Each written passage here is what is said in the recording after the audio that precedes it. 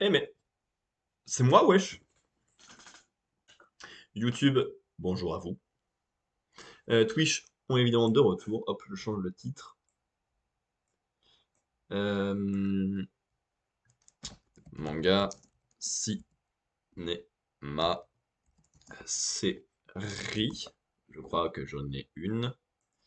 Et, et c'est tout.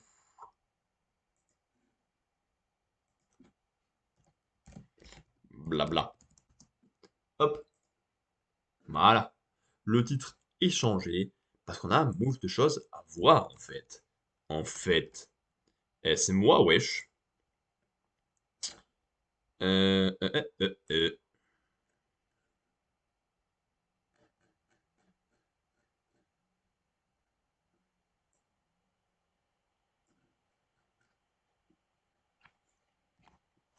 Évidemment, j'adore le cinéma. J'ai absolument pas regardé les Oscars, mais ça m'intéressait de voir les résultats. Pour meilleur film animé court, j'avais absolument rien vu. Mais c'est The Boy, The Mole, The Fox and the Horse qui a gagné. Dommage, moi j'aurais préféré que ce soit My Year of Dicks, bien sûr. Meilleur documentaire court, c'est The Elephant Whisperers. Ça, j'en ai vu aucun non plus. Meilleur court-métrage d'animation, j'ai rien vu là-dedans, et c'est An Irish Goodbye qui a gagné. Alors, meilleur son, je les ai tous vus. Et le son, je suis une grosse brêle, donc je m'en fichais. C'est Top Gun Maverick, pourquoi pas. Meilleurs effets spéciaux, j'ai pas vu Black Panther, mais j'ai vu les autres. Et Avatar, ça me semble pas incohérent comme choix. Meilleur maquillage et coiffure, j'ai tout vu sauf Black Panther et The Whale. Et c'est The Whale qui a gagné parce que le mec a une prothèse tout du long. Documentaire, j'ai rien vu, c'est Navalny qui a gagné. Film étranger, j'ai vu uniquement À l'Austrien de Nouveau, c'est lui qui a gagné. Dommage. Meilleure bande son, j'ai pas vu les Banshees d'Inisherin, j'ai vu les autres, et c'est l'Ouest Rien de Nouveau. Pourquoi pas, comme j'ai dit, le son, moi, c'est pas quelque chose qui m'intéresse. Meilleur son original, c'est Natu Natu dans RRR. Bah, c'est presque une des seules que j'ai lues, et entendu, parce que j'ai entendu This is Live, mais je sais pas ce que c'est, et On My End, je sais pas ce que c'est. Film d'animation, j'ai vu Puss in Boots qui était génial, j'ai vu Turning Ring qui était moyen, j'ai vu Pinocchio qui était ok, et c'est Pinocchio de Guillermo del Toro qui a gagné. Costume, j'ai vu Babylon, Elvis, Everything Everywhere All at Once, et c'est Black Panther qui a gagné. Les décors, j'ai vu tout sauf Alois Rando qui a gagné. Meilleur montage, j'ai pas vu Banshee Inisherin ni Tar et c'est Everything Everywhere All at Once qui a gagné. Yes. Meilleure photographie, Alois Rando, bien sûr. Alors que j'ai pas vu ni Bardo, ni Empire of Light, ni Tar. Meilleure adaptation, j'ai vu. J'ai pas vu Living pardon, et Women Talking. C'est Women Talking qui a gagné. Meilleur sonore original, j'ai pas vu Banshee Inisherin, Tar et Triangle of Sadness, et c'est Everything, Everywhere, All at Once qui a gagné, ça c'est plaisir. Meilleure actrice dans le second rôle, j'ai pas vu The Whale, j'ai pas vu les Banshees, et j'ai pas vu Black Panther. Et c'est Jamie Lee Curtis dans Everything, et bien sûr qu'il a eu. Meilleur acteur dans le rôle secondaire, j'ai pas vu ça, ni ça, voilà. Donc ni les Banshees Inisherin, ni Causeway, et c'est Kei Yoon Kwan de Everything, Everywhere, All at Once. Et c'est cool parce que c'était l'enfant qui avait dans Indiana Jones 2, et l'Oscar a été remis par Harrison Ford, du coup, c'est plus rigolo. Meilleure actrice, j'ai pas eu tard, blonde, to Leslie, et c'est Michelle Yeoh, pardon, de Everything Everywhere All at Once. Pour l'acteur, j'ai pas vu Banshee Inisherin, The Whale, After Sun and Living, bah, j'ai juste vu Elvis en fait. Et c'est Brendan Fraser pour The Whale. Meilleur réalisateur, j'ai pas vu Banshee Inisherin, j'ai pas vu Tar, ni Triangle of Sadness. Et c'est Daniel Kwan et Daniel Scheinert qui l'ont eu pour Everything Everywhere All at Once. Et pour le meilleur film, j'ai pas vu Banshee Inisherin, j'ai pas vu Tar, j'ai pas vu Triangle of Sadness ni One Man Talking, et c'est Everything, Everywhere, All at Once qui a gagné son 7ème Oscar. C'était cool. Alors je voulais faire ça à la base, moi. Et il y a également eu ça.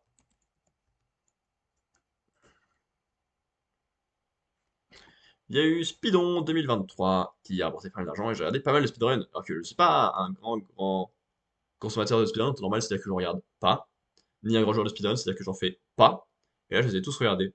Alors, pas toutes les runs en entière, mais beaucoup de moments très impressionnants, et c'était plutôt cool. Ou comme dirait une très bonne blague de série, c'est cool X. J'espère qu'il y a pas cette blague dans la série, ça me ferait bien pleurer. Et c'est pas un compliment, jure. Elle jure en fait.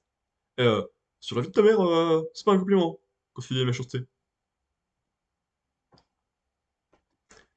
Chainsaw Man, épisode 122, la grande prophétie. Toast au miel, assortiment de fruits de saison, glace vanille, gâteau au chocolat, pancake au four, parfait aux fraises, tout ça en 5 exemplaires. Quand j'ai dit que je t'invitais, j'espère que tu ferais preuve d'un peu plus de retenue. C'est toi qui m'en as dit de venir? C'est normal que ce soit toi qui paye? Honnêtement, comme tu es mon aîné, je n'imaginais pas que tu répondrais à ma sollicitation, Kiga. À moins que tu ne préfères que je t'appelle Démon Famine. J'aime mieux Kiga. C'est toi qui vois. La rumeur dit que les démons ne sont pas très doués pour se choisir un nom, mais bon. Tu aurais quand même pu faire un effort pour tenter de masquer un peu mieux ta vraie identité, non? Je me fiche qu'on découvre qui je suis. Et sinon, tu me veux quoi? Eh bien, en parlant de rumeurs, une légende urbaine circule et a pris de l'ampleur depuis peu. Encore les prophéties de Nostradamus. En l'an 1999, au septième mois du ciel viendra un grand roi d'effroi.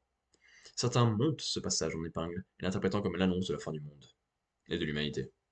Pour la plupart des gens, ce n'est rien de plus qu'une lubie destinée à occuper les télés ou un délire de jeunes en mal de sensation. Mais la sécurité publique ne le voit pas de cet œil-là. À titre expérimental, en échange de leur libération, elle a fait passer un contrat avec le démon futur à 30 prisonniers, en leur demandant d'interroger sur la date de leur mort.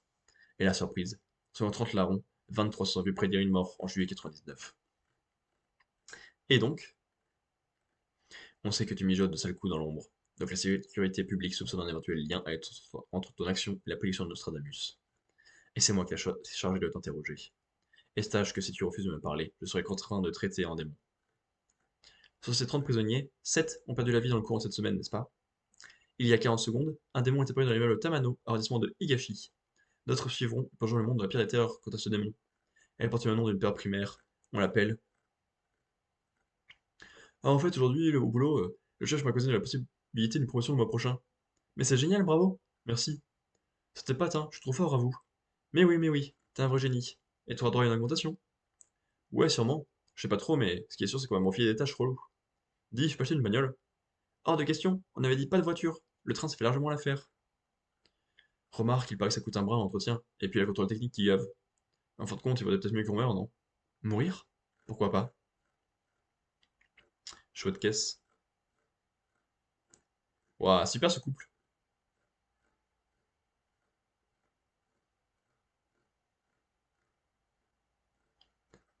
Sabre règle.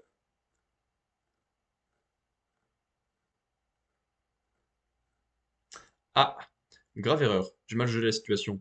Vu l'ambiance, mieux vaut ne pas combattre. Mais ça sortait d'où la discussion au début du chapitre?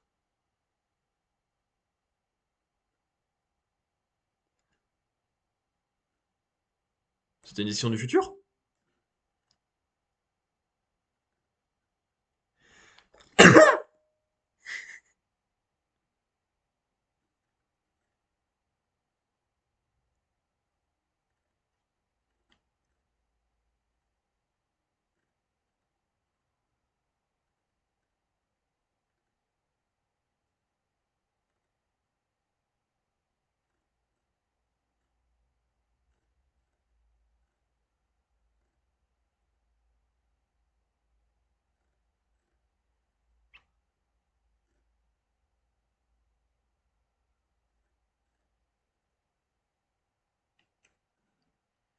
Ok. Bah, j'ai pas trop compris d'où vient cette discussion, d'où ça sort et pourquoi elle est là, mais pourquoi pas, hein. Elle est plutôt intéressante. Pourquoi il n'y a plus le texte? Ah, merci. Et surtout, bah, c'est la fin qui est cool. J'aime bien cette façon que ont les gens de Société Parfaite alors qu'ils sont tranquillement en train de discuter. Fort pour un démon. Épisode 123. Entrée. Oula, oula, oula. Je me suis présenté sous une forme peu reluisante, mais pour ce jour, je serai votre cuisinière. Le démon chute, tel est mon nom. J'arrive à la demande de ceux des enfers, et il me faut vous avertir. Quiconque ne finira pas son assiette goûtera à la mort. Asa, reviens à la raison. Si tu tombes dans le négatif, c'est à cause du pouvoir de ce démon. Sur ce, et sans plus attendre, j'entame la préparation. Toi seul est capable de fabriquer les armes puissantes. Eh, tu m'entends? Le premier plat que je vous propose de déguster est une entrée. La Raditz, voilà.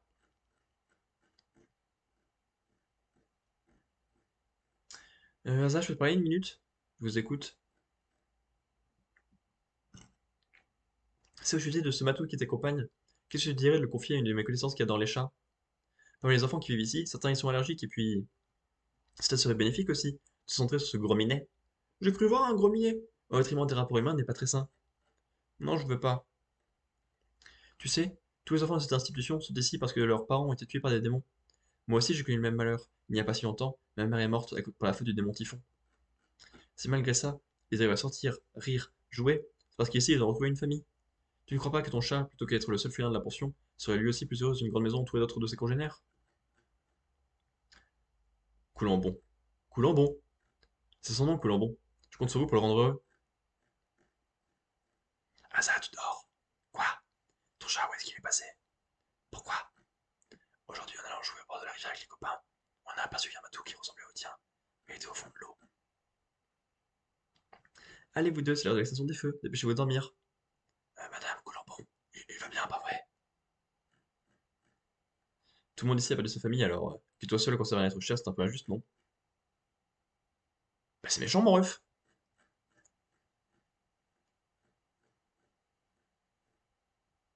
Donc là, elle a fait chuter vers le ciel MDR, à cause de c'est très difficile. Flashback. Plus les cœurs tombent bas, plus les corps tombent haut, c'est le mécanisme. Délectez-vous de la saveur de ces vilaines blessures à l'âme. Hasard, je n'arrive pas à entrer dans ton corps. Chasse la peur qui est en toi.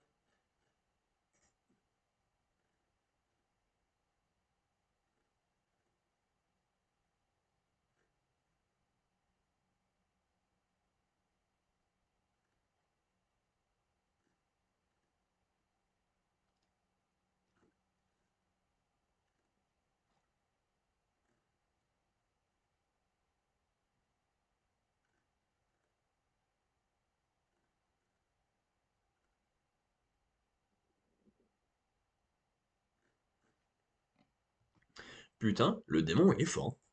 Tu me mets juste hop, un petit flashback de quelque chose de méchant, évidemment, parce que c'est pas très cool de tuer un chat juste parce que. Oh, toi aussi, faut t'aider un malheur. C'est vraiment très méchant. Mais ça fonctionne bien, hein, écoute. Et tu fais juste ça et hop, t'as des gens qui se sautent par la fenêtre et qui s'écrasent par terre, t'as des gens qui partent dans l'espace et qui disparaissent. C'est plutôt très puissant comme pouvoir, on va pas se le cacher. Mais voilà, le chapitre était très réussi. Là, beau boulot, hein. J'ai envie de dire, c'est quoi ce poulet?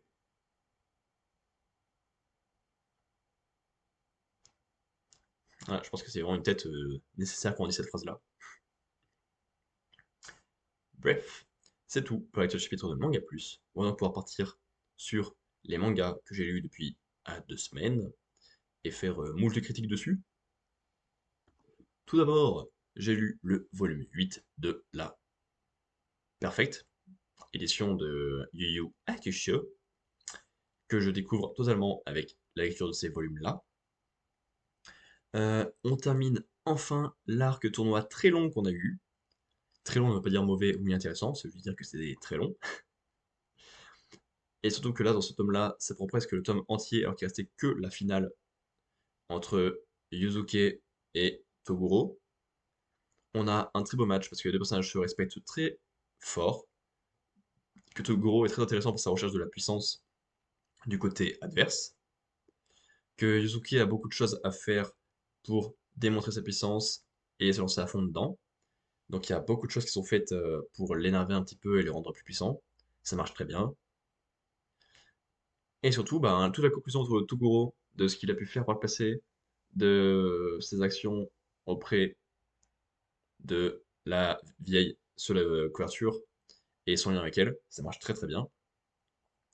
Et ensuite, on se retrouve dans un autre arc qui a vachement moins d'enjeux. Forcément, il faut compenser. Parce que c'est littéralement des humains qui ont des pouvoirs mystiques comme nos personnages principaux. qui apparaissent en masse, qui capturent Yuzuke parce que c'est un gros con, et qui demandent aux autres de venir chez eux. Et après, on a droit à un super match. Parce qu'en fait, ben, s'ils disent un mot précis qui est écrit sur la fiche de la porte, ils se font capturer et ne sont plus utilisables. Et donc, c'est obligé que ce soit Kurama, je crois, celui qui est intelligent et qui est beau là, qui s'en occupe en pégeant l'adversaire son propre jeu. Et c'est rigolo aussi, toute l'arc est basée sur ça. Genre, entrer dans le jeu de l'adversaire pour l'utiliser de manière plus intelligente. J'aimerais beaucoup, je pense, l'arc. Et voilà, en gros. Ça fait le café. Togashi a fait beaucoup mieux dans Hunter x Hunter et a fait largement pire dans l'arc actuel d'Hunter x Hunter. Mais ça marche bien.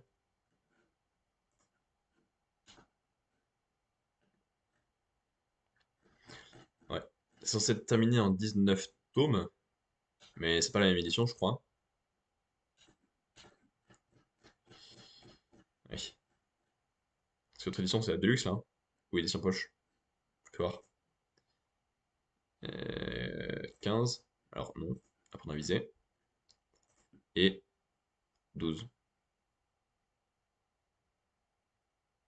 Je crois que c'est celle-là qu'on a. Les personnages correspondent à chaque fois à ce qu'on a eu.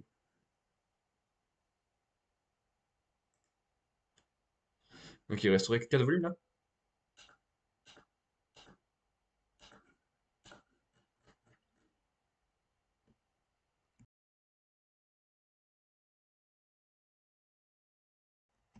Hop là. J'ai dit bonne nuit en criant. MDR. Je disais donc, il y a ce volume-là avec lui, qui ressemble à Kororo de Hunter x Hunter, mais c'est pas du tout lui, évidemment. Et ça dégage. Avec Junior, avec un méchant, et avec Yuzuki aux cheveux longs. Bien sûr, c'est Yuzuki, ça.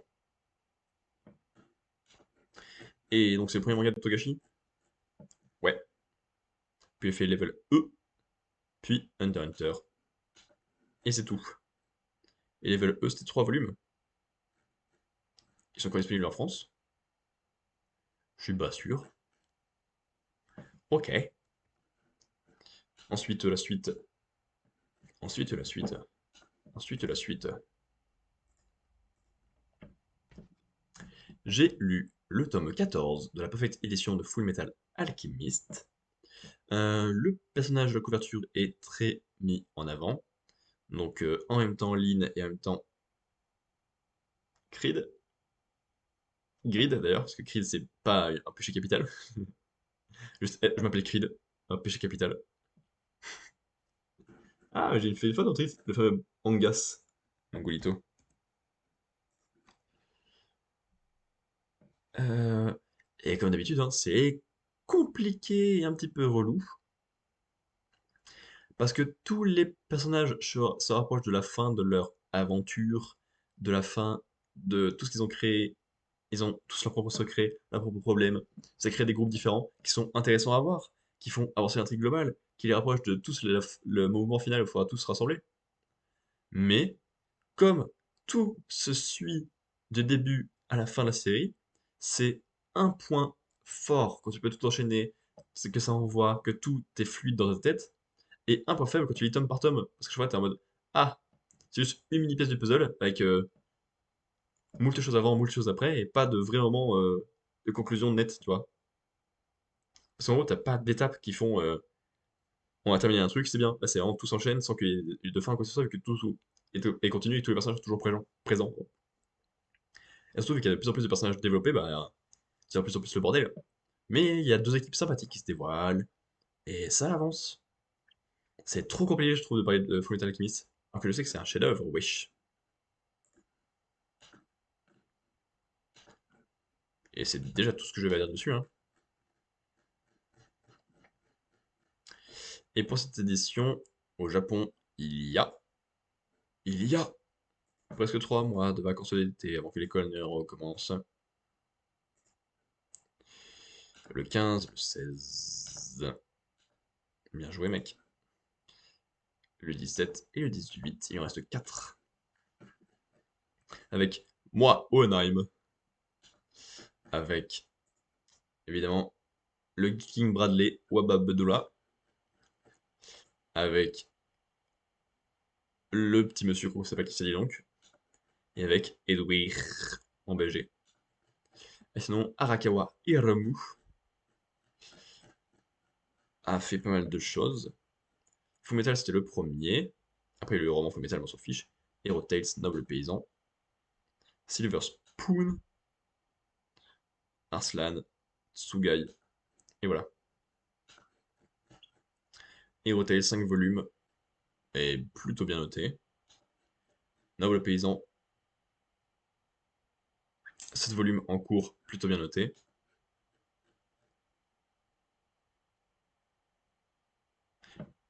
Silver Spoon, 15 volumes, très bien noté. Arslan, 18 volumes en cours, très bien noté. J'en ai lu 6, je crois. Tsugai, 3 volumes en cours. Et c'est ce qui arrive bientôt en France, tout à fait. Pas bientôt. C'est bien un grand mot, mais ça arrive bientôt en France. Et voilà.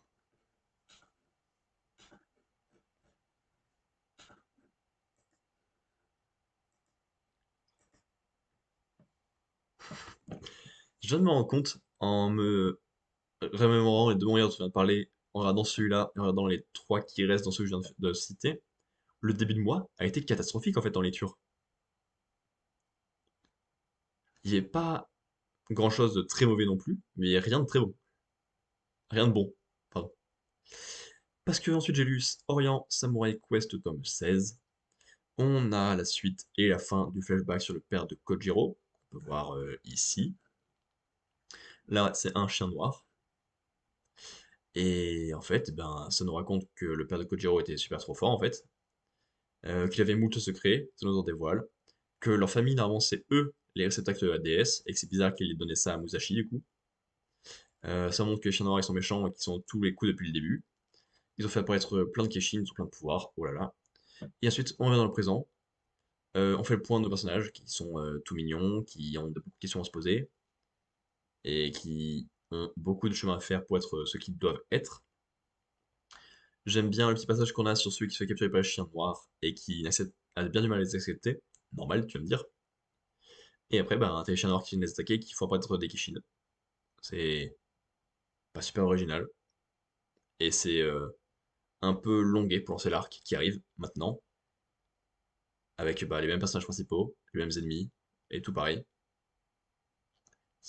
Moi, il y a des tomes qui sont trop bien, mais il y en a qui sont très étranges. Faudrait que je disais depuis le début du mois, et c'est pas très convaincant.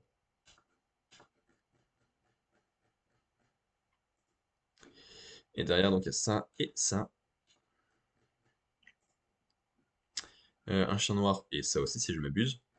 Ok, donc il va y avoir moult chiens noirs et qui vont être agressifs, très bien. Et après, il y aura Kojiro qui va enfin faire quelque chose. Waouh! C'est comme littéralement le deuxième personnage principal, il est apparu ici, tome 2. Je me demande si c'est lui, mais non, c'est la version DS de Musashi, ça, je crois.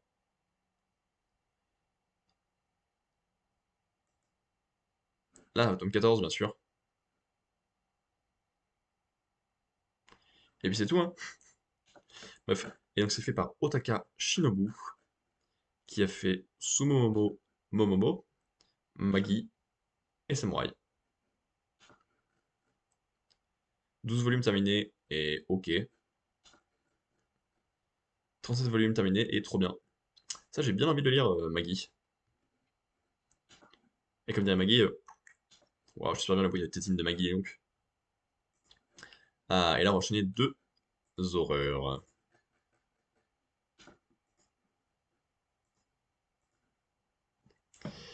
Ensuite, j'ai lu le tome 26 de One Punch Man, dans lequel je découvre tout. Et pour ainsi dire, je pourrais même dire que je découvre rien. Énorme. Parce qu'en fait, l'arc actuel dure depuis le volume 12, peut-être même avant. Avant, je regarderai avec les couvertures des tomes, mais ça fait largement plus de la moitié de la série. Et c'est très long et très répétitif. Les classes S sont en difficulté, hein, c'est quand même la classe plus forte qui est là exprès pour battre les monstres les plus forts. Ils sont tous défoncés à la tronche, ils sont tous contre des ennemis qui sont pas faits pour eux. Voilà, ça prend tout le volume de leur côté. T'as Saitama qui est avec Beau Gosse Masqué, ils s'amusent tous les deux jusqu'à tomber à l'endroit qu'il faut, mais on les a pas encore vus arriver. Et surtout, bah, t'as Fubuki et la méchante qu'on voit sur cette couverture. Il y a un co-op, c'est chic. Elle est super forte, Fubuki, non, Tatsumaki. Et du coup, bah, la méchante fuit dans un autre méchant qui était mort, et ils fusionnent, et point. Et après, ben, comme d'habitude, t'as Fubuki la vraie cette fois, qui récupère tout et n'importe qui de son équipe, même les gens beaucoup trop forts pour elle. T'as King qui récupère des gens protégés alors qu'il est super nul, mais tout le monde est en mode oh, il est trop fort. Et c'est tout, bah, c'est les mêmes blagues en boucle, sauf que bah, maintenant c'est plus le but de faire des blagues, c'est faire une vraie histoire, sauf que bah, c'est une vraie histoire basée sur pas grand chose, et avec ben, un semblant d'humour qui est pas ouf. Super, non? Et donc, pour répondre à la question, ah non, c'est au tome 8 qu'il a commencé l'arc. Enfin, non, quand on a commencé la deuxième partie du manga, et quand on a commencé cet arc-là, c'était par là, je crois. 12, 13, 14, je sais plus. Mais c'est long, c'est long, c'est long, c'est long. Et c'est fait par One, qui a fait ben, Mob Psycho avant, et One Punch Man. Et c'est tout, hein. Et Mob Psycho, 16 tomes, et très bien noté, wesh. Et j'ai lu que 2 tomes, je crois, pour l'instant. Peut-être 3. Et j'ai vu l'animé, saison 1 et 2. Et moi, c'est la dernière.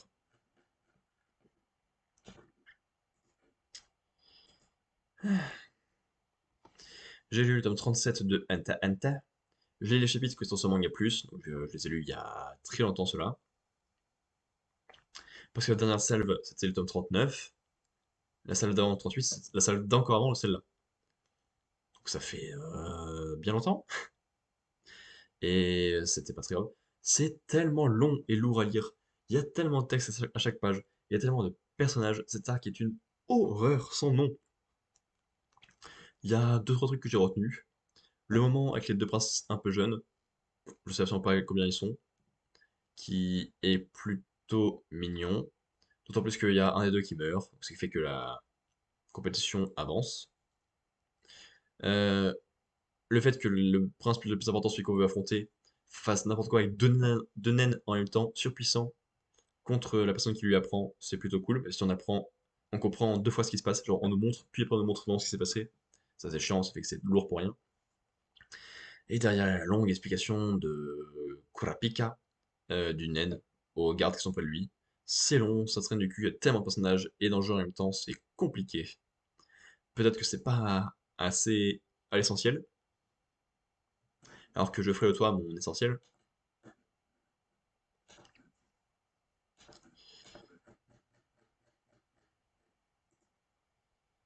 Et il n'y a pas d'autre tome, c'est le dernier sorti au Japon. Ah, on n'a pas d'avance, pas de retard d'ailleurs, ça s'appelle.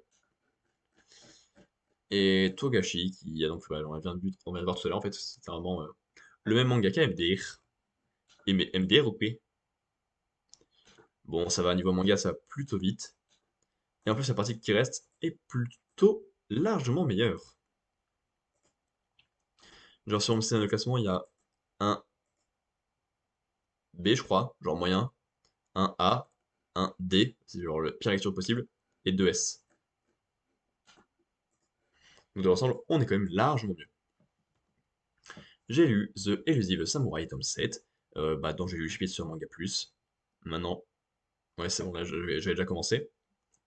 J'aime plutôt bien ces arcs de la capitale. On apprend des choses, pardon, auprès des gentils, auprès des méchants, parce qu'il y a des vieux qui veulent bien l'aider sans savoir qui c'est et qui lui apprennent bien des choses. T'as littéralement son ennemi final qui vient affronter et qui le défonce la tronche. Ça marche bien. Et derrière, on découvre le prochain adversaire direct, qu'il va falloir maintenant aller direction Kamakura pour récupérer la capitale. Et il a l'air plutôt cool. J'aime bien son ambiance, le chapitre de présentation, qu'on a déjà croisé en fait. Et ben, c'est tout. Il y a des chapitres qui sont bien, d'autres qui sont très moyens. Je sais pas comment Matsui fait. Normalement, il est fort pour les arcs longs, là, il n'y en a pas vraiment, donc c'est un peu chaud, je trouve, pour s'y retrouver. Ah, je suis pas sûr que ce soit dans le top 3 de ces mangas, alors qu'il y en a que 3. Comment ça, mon ref? Et c'est déjà tout, hein. Ça va rapidement, parce que il y a même pas grand-chose qui ont des éléments beaucoup intéressants. Le français, là. Celle-là, en mode estampe, elle est très jolie, avec ce personnage qui est le frère de Takaoji, je crois. Celle-là qui est très jolie avec toutes ses couleurs, qui fait très pop, avec Gemba, je crois. Et celle-là qui est très jolie. Elle n'est pas très jolie vu qu'il n'y a pas de couverture. Je trouve que c'est bien nu. Et derrière, ben, Neuro, dont on a beaucoup parlé. Session Classroom, j'ai raté. Et c'est tout. Neuro, 23 tomes, très bien noté. Ça dégage. Assassin's Classroom, 21 tomes, moins bien noté, wesh. C'est quand même mieux, hein, Assassin's Classroom. Oh, les menteurs. Oh, c'est pas bien de mentir, hein. Vous savez qui d'autre a menti? Ah, c'est une vraie question. Qui d'autre a menti?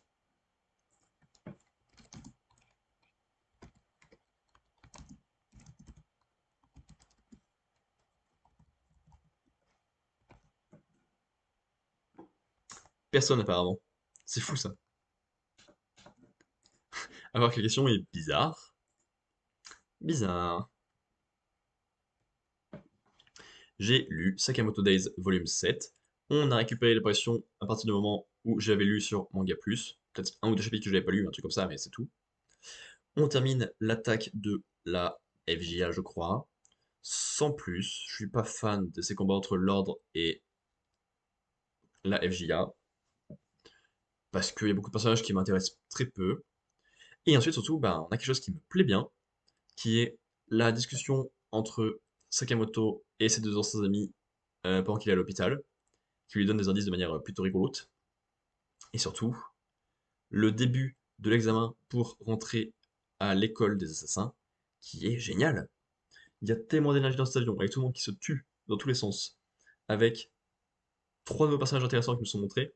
Une jeune fille toute timide, toute rigolote, qui est nouvelle et qui a beaucoup de pitié pour les autres, qui peut créer un parachute en une demi-seconde pendant qu'elle est en chute libre pour tenir 5 personnes. Un mec absolument fou la propreté, qui déteste le cinéma, donc j'ai envie de le tabasser. Et un cinéaste qui a vraiment la classe, on dirait vraiment le personnage de Jojo, et qui est évidemment fan de cinéma, qui est et veut tourner des bons films en présentant la mort des gens. C'est peut-être bizarre pour un gentil ça, mais ok. Et donc ouais, moult énergie dans les avions, avec bah, évidemment le jeu habituel de oh bah vous avez des armes bizarres, mais c'est à vous de vous en servir, parce que ce qui fait la puissance des armes, c'est comment vous les utilisez, et pas les armes en elles-mêmes. D'où un kill fait avec une spatule, d'où un kill fait avec un stylo, et des trucs comme ça. Et après, ben, un tel lancement vers la deuxième épreuve, avec littéralement un saut en chute libre forcé d'un avion, qui fait des pages très très belles. C'est pas un énorme fond, je suis pas très attaché au personnage, mais qu'est-ce que je trouve ça fun, beau, fluide, et que j'adore la façon dont les combats sont montrés. Tung, tung.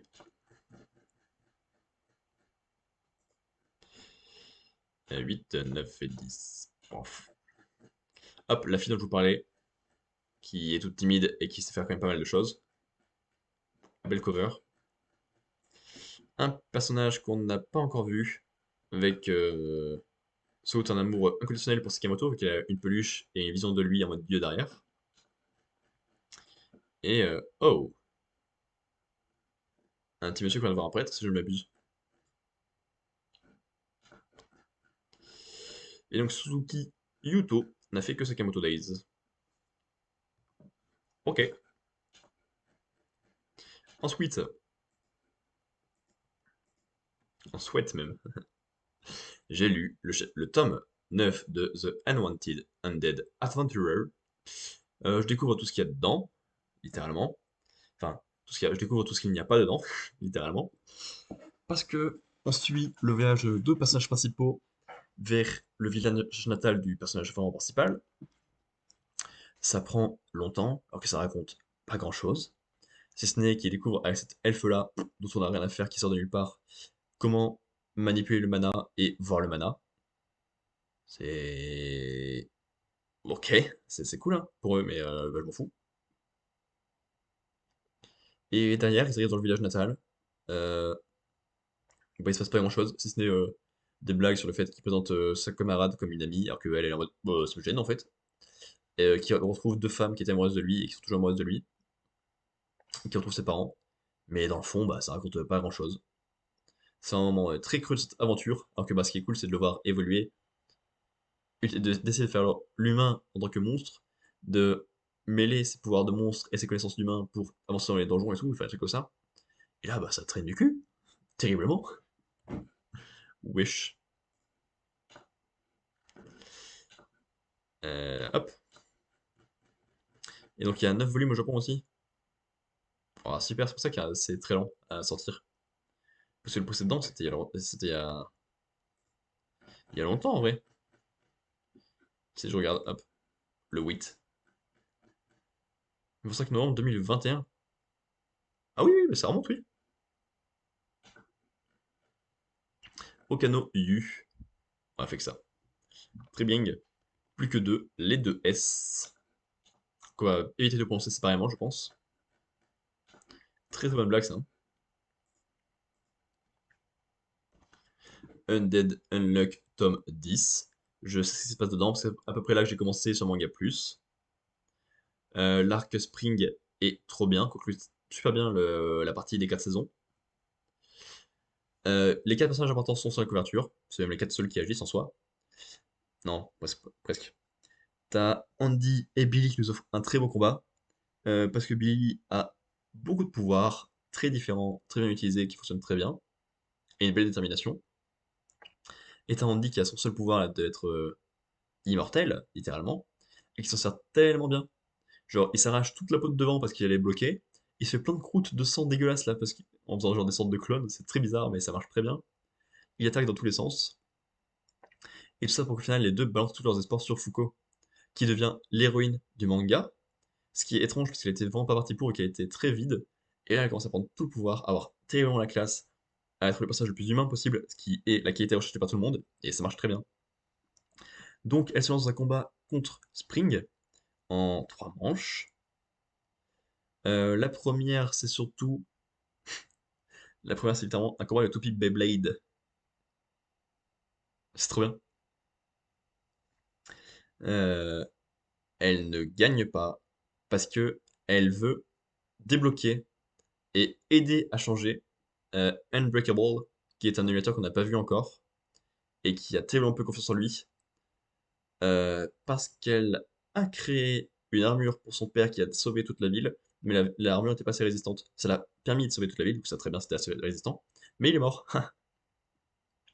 Et depuis, ben, elle agit plus beaucoup, mais elle s'est fait une armure super solide et ça va servir. Et le personnage va changer, parce que Foucault, c'est une boss qui essaie de faire changer en même temps Unbreakable et en même temps Spring, et en même temps ça marche bien parce que les deux ont un lien par leur passé. Et le passé a l'air plutôt mignon et plutôt touchant, donc j'ai hâte de le voir.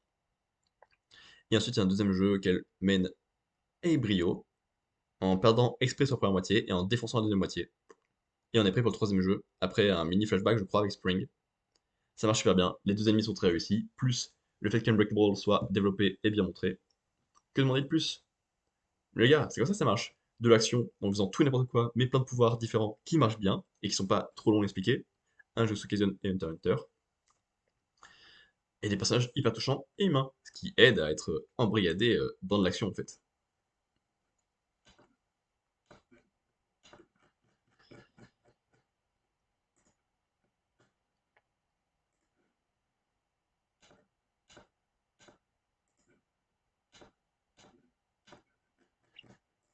On a Andy en gigantesque, avec du sang sur le visage et qui est presque en train de pleurer du sang. Ok. On a Andy tout seul, un peu triste sur sa moto devant la lune. On a Rip qui est tout triste avec les deux sœurs derrière. On a, voilà, beaucoup de gens ça. Juice, Victor, Nico, une dame, Andy, Billy et Tatiana. Est-ce que c'est Foucault qui pleure ça? Oui. Et l'arbre, c'est très classe. L'arbre, le livre. Et il y a tout le monde qui dit au revoir à Foucault.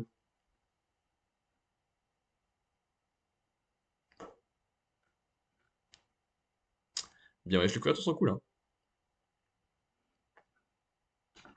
Et donc Yoshifumi Tozuka n'a fait qu'un deadlock. Et c'est déjà bien suffisant. Ça sonne méchant, alors que pas du tout, hein, c'était pas le but. Hum, hum, hum, hum.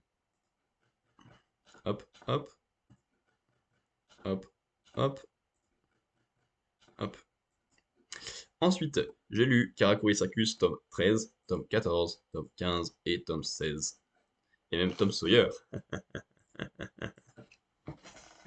Donc tout d'abord, nous avons le tome 13 qui conclut l'arc final de la partie Karakuri.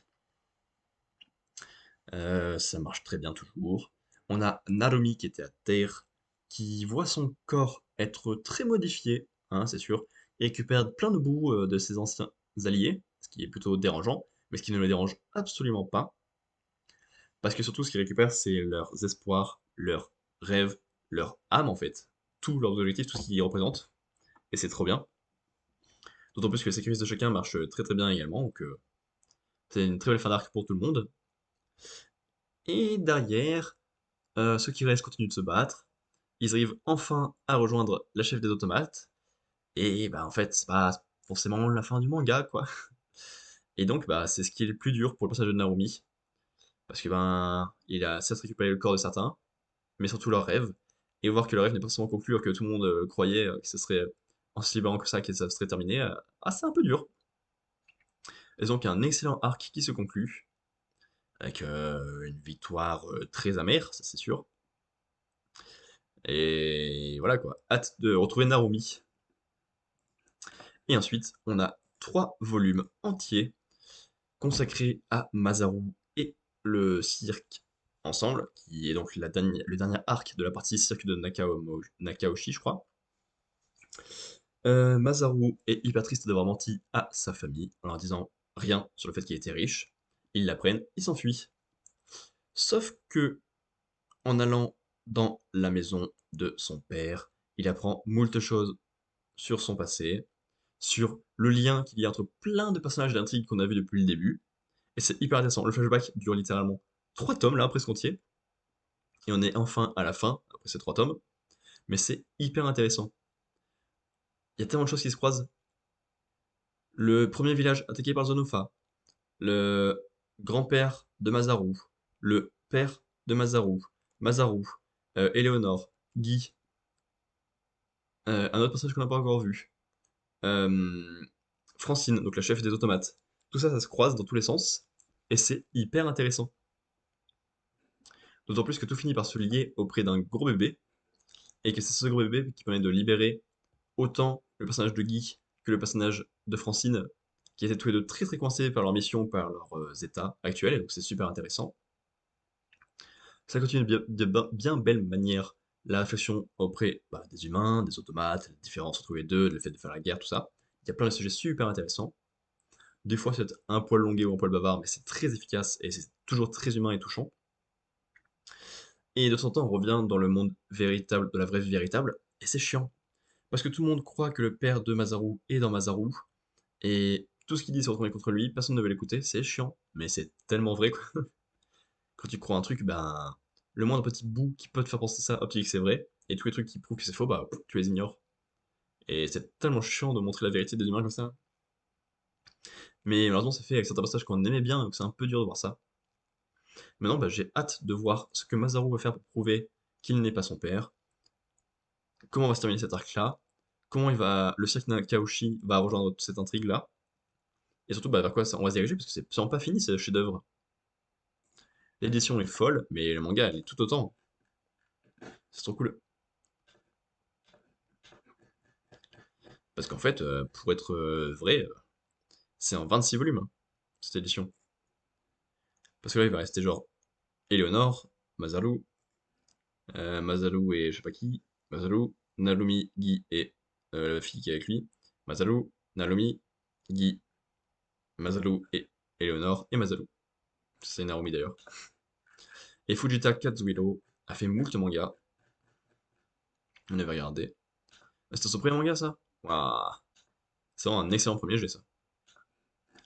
Bakegamon 5 volumes, c'est bien noté. Springald 1 volume, excellent. Moonlight Act 29 volumes, excellent.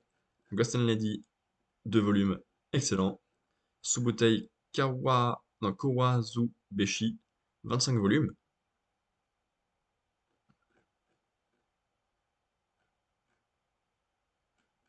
Comment ça, 25 volumes? Ça a commencé en 2016, déjà? Il est fort. Voilà. On a enfin terminé la partie manga.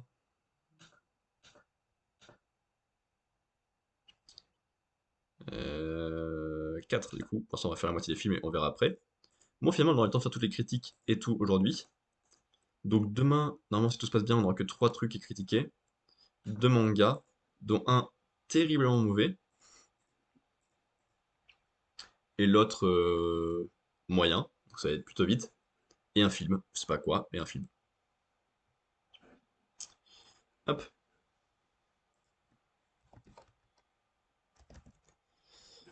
Ensuite, tac, tac.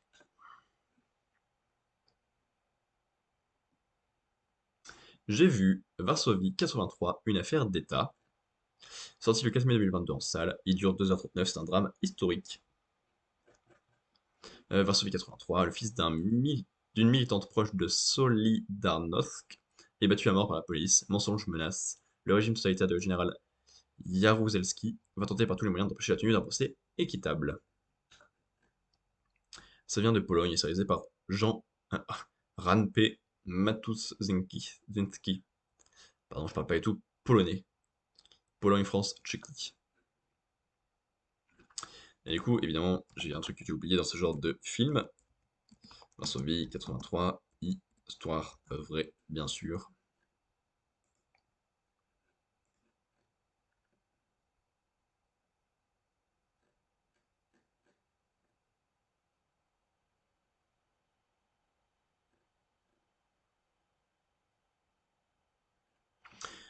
Ok, ça a l'air plutôt vrai, ça fait peur. Parce que c'est très dur comme film. Parce que je l'ai regardé un soir où moi j'étais en forme, donc évidemment c'est quand même mieux. Parce que le film est très très dur, on va pas se cacher. T'as littéralement deux amis qui se font battre très fort, dont un mort, littéralement l'un devant l'autre. C'est hyper dur. Pour zéro raison, si ce n'est bon, un peu de racisme ordinaire, tu vois. Ça va. Et derrière, bah, tu suis toute l'histoire du procès, et c'est compliqué, hein, parce qu'il y a moult mensonges et chantages de la part de l'État même et de ceux qui ont fracassé à mort, juste pour protéger deux flics et pour protéger ben, l'ensemble de l'État, alors que ben c'est littéralement un battage à mort sans raison, tu vois, qu'il a détruit psychologiquement, puis ben, physiquement, puis ben, il est mort, finalement. Il y a tellement de preuves qui vont à l'encontre des policiers, c'est évident, mais pourtant bah, rien ne marche. Donc au final, il essaie de juste d'avoir par l'émotion, en répétant en boucle et en boucle, bah, ils l'ont battu à mort, ils l'ont battu à mort, ils l'ont battu à mort, c'est lui, c'est lui, c'est lui. Mais à chaque fois, il manque des petits bouts, donc bah ça marche pas, et c'est terriblement triste. Et puis ils font du chantage à lui, pour qu'il arrête de parler, mais ça marche pas, donc c'est triste. Puis ils font du chantage à sa mère, ou à son père, et des fois, bah, il y en a qui disent oui, et donc c'est triste. Tout est morose, tout est triste. C'est pas particulièrement bien filmé, genre je me suis pas dit waouh, elle est beau pour caméra ou quoi. Mais en même temps, bah, ça contribue à montrer la dureté du film. Yo le Chihuahua, comment tu vas depuis le temps? Ah, ça faisait longtemps le dernier live, hein. J'ai une semaine très très lourde qui m'a empêché de live.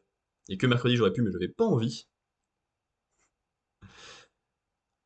Voilà, bah ça va. J'ai fini les études pour normalement toute ma vie. Donc c'est fait très bizarre. J'ai coupé tous mes cheveux, ça fait très bizarre. Et j'ai passé une semaine loin des lives. Ça fait très bizarre. Écoute, c'était une semaine bizarre dans l'ensemble.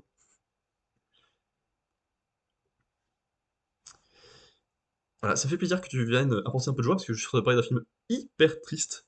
Il était bien, enfin, genre, ça fait pas un grand film, mais l'histoire derrière était bien, mais c'était triste, hein. Fou, fou, fou, fou, fou.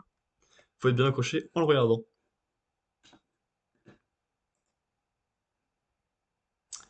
Ok, hop, premier film, plus que beaucoup. Parce que j'ai littéralement 2 semaines d'œuvres dont j'ai découvert à parler, donc ça prend un peu de temps. Ça.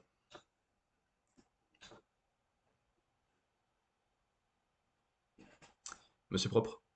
Moi? Alors, il me semble que Monsieur Propre est chauve, hein. Je crois pas être chauve. Alors, c'est vrai que par rapport à avant, on peut presque dire que je suis chauve, effectivement. Mais,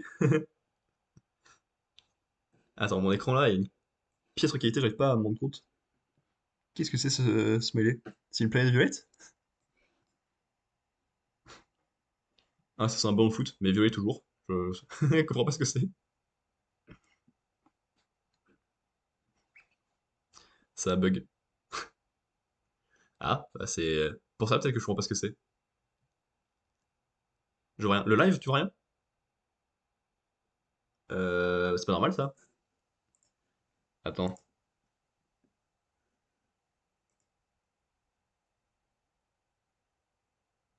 Non, non, non. Mes retours ils sont propres, hein. Moi ça va. Peut-être faudrait que tu refresh, mais je crois pas que ça vienne de moi. Je suis pas sûr à 100%, mais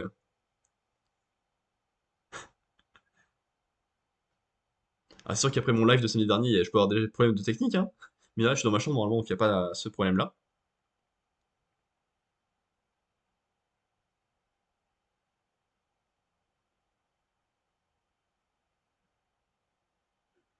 Bon, tu me diras si tu reviens. C'est pas chez moi. Ah! C'est inquiétant, c'est juste littéralement t'as plus d'image? Mais t'as le son. Ça?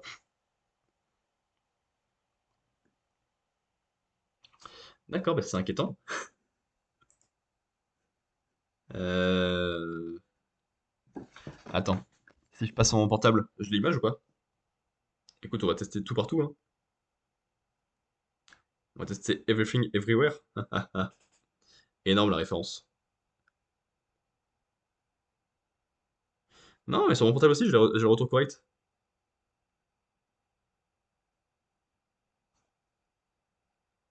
Ah non, pas là. Ok, c'est bon. Je vois qu'il y a effectivement pas d'image. Par contre, du coup, je fais comment, moi? Reviens l'image.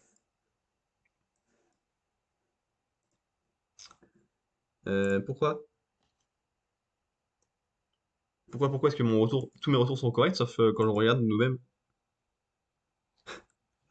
C'est fou, je vois, dès que tu viens, ça marche pas. Tu me portes malheur, en fait. Euh... Non, il faut pas le prendre mal, hein. Ça fait de l'agitation. Je crois que je vais... Ah! C'est revenu! J'ai absolument rien changé! C'est super! Toi aussi, c'est revenu?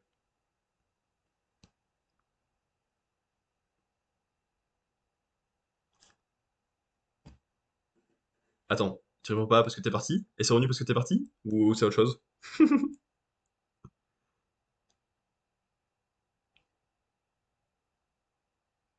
Toujours rien, d'accord. Bah moi j'ai enfin eu un retour sur mon live. Non mais j'ai des retours partout donc je pense que ça va, hein. Écoute, bah je suis désolé pour toi, mais moi j'ai des retours partout.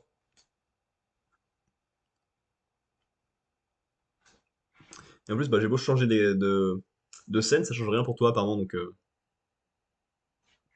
c'est dommage. Je suis très triste. Comme le jeu là où ils font payer des blocs et ça va être très triste. T'inquiète, je reviens une autre fois, bye. Pas de chance pour toi, c'est deux lives d'affilée où tu viens sur un gros problème technique. Force à toi. Mais merci quand même de te passer, ça me fait très plaisir.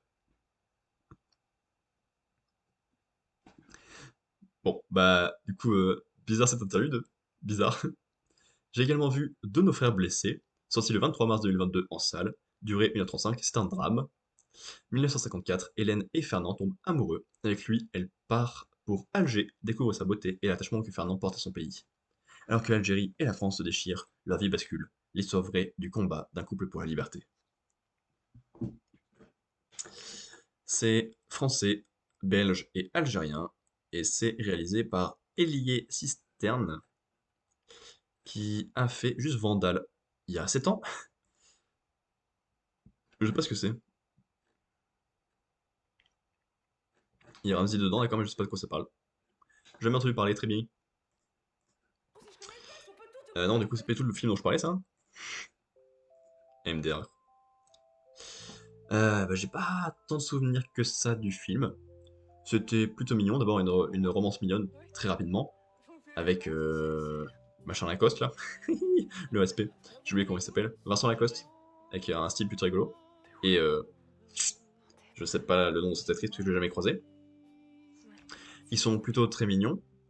Quand tout à coup, entre un peu en conflit le fait que le monsieur est un activiste très fort pour les droits des Algériens. Heureusement, tu vois, qu'il y a info. Parce que bah, le respect pour les Algériens n'est pas très très énorme dans cette époque-là. Et c'est quand même dommage que ce soit une histoire vraie, quoi.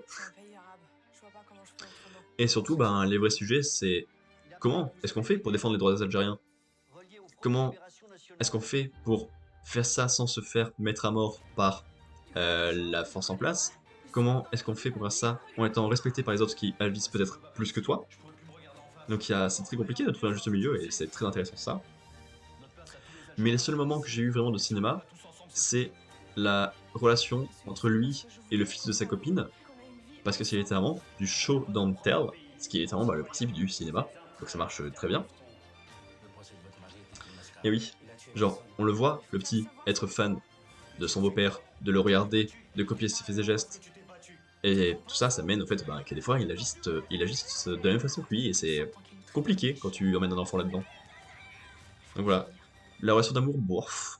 La relation avec le fils, j'aime bien, mais ça va pas forcément quelque part derrière, parce que c'est le seul qui est traité comme du vrai cinéma. Il y a quelques idées bah, sur comment agir politiquement, sans que ce soit trop pour les autorités, sans que ce soit pas assez par ceux qui agissent aussi. C'était ok.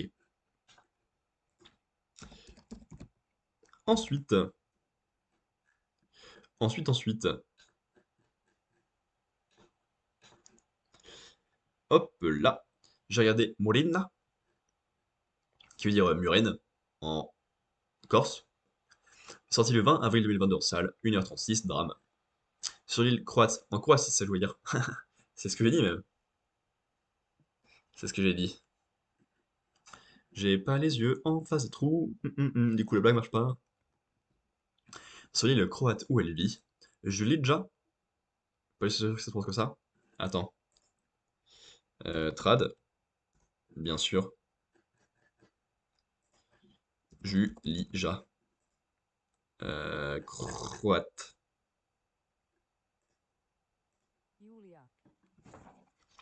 J'ai pas le son.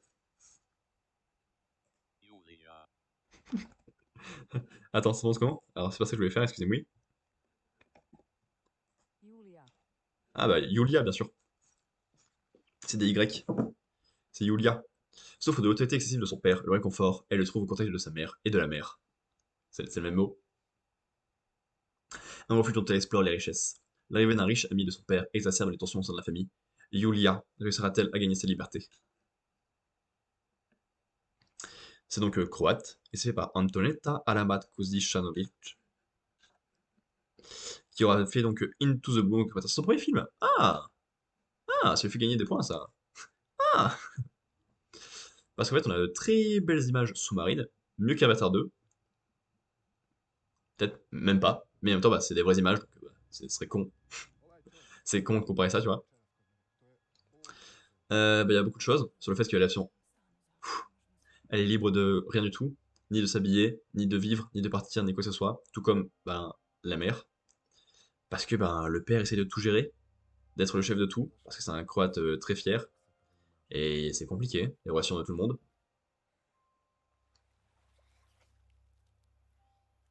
Donc ça s'affronte du regard, ça se bataille dans tous les sens, ça veut se libérer grâce à un autre personnage qui arrive, à la base juste pour faire une affaire avec le père, mais finalement qui va débloquer beaucoup de choses. Donc là non plus, il n'y a pas grand chose de cinéma, mais c'est beaucoup de choses qui jouent dans les regards, dans les danses, mais tout est explicité avant ou après, donc tant pis. Mais c'est compliqué hein, de grandir avec un père qui bloque autant, et d'essayer de se libérer avec la première personne qu'on voit, tu vois.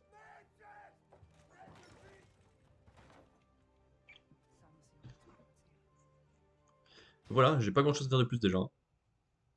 Je sais pas comment je fais pour être aussi rapide sur tout ce que j'ai vu, tout ce que j'ai traité cette semaine. Mais c'est que j'ai pas de grosses erreurs remarquées, ni de grosses réussites non plus, donc forcément ça fait un entre-deux un peu mou. Mais dans le film, il y a Cliff Curtis, et ça, c'est drôle. Parce que Cliff, ça veut dire falaise, et vu que c'est un endroit avec des vagues de la mer et des montagnes, bah, ça fait des falaises. Donc c'est mec hilarant, en fait. Alors pourquoi est-ce que j'ai glissé un mec au milieu de ma phrase? J'en ai aucune idée.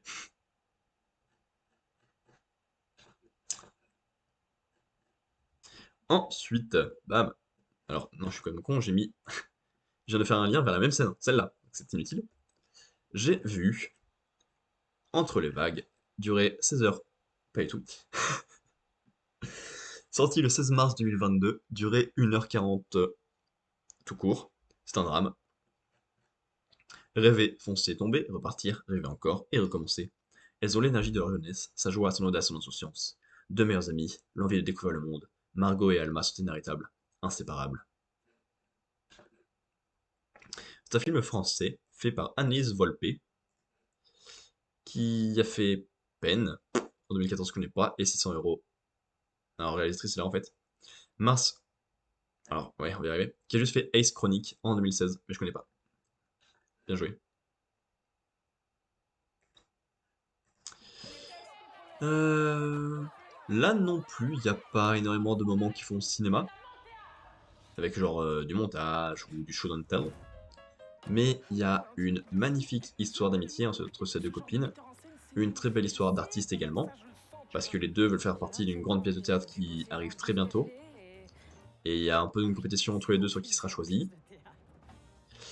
Et ensuite derrière surtout, ben, il y a une maladie très forte qui arrive sur une des deux, donc ben ça traite la maladie, autant par la personne qui l'a subie que par son ami proche, ce qui fait ben, que c'est très très dur, parce que c'est très complet comme traitement du sujet. Et ensuite beaucoup plus son ami, hein, évidemment.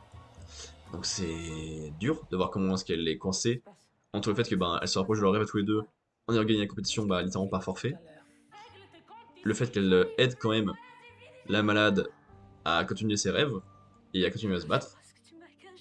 Et c'est compliqué, hein, elle est un peu coincée entre tout ce qu'elle a à faire, c'est effectivement pas mal d'émotions. C'est effectivement pas mal dur mais très touchant, parce que l'amitié c'est plus fort que tout. Après peut-être que le fin va me faire mentir que c'est pas forcément plus fort que tout, mais c'est effectivement un premier film à couper le souffle, peut-être pas non plus. Voilà, belle histoire d'amour, belle histoire d'amitié, belle histoire d'artiste.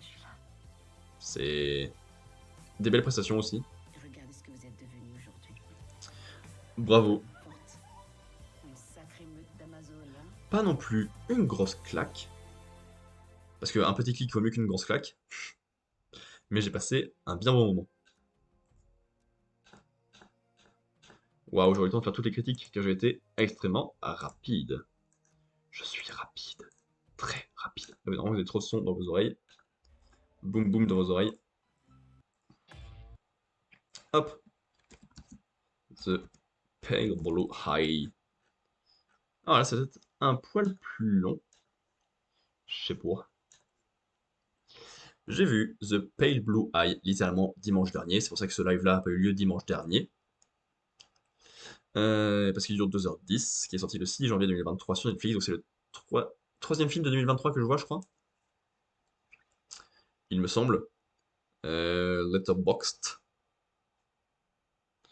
List. Sorti 2023, oui, c'est le troisième film que je vois. Parce que j'ai vu The Fablemans, sorti cette année. Babylon, sorti cette année. Et bah, du coup, The Pale Blue High.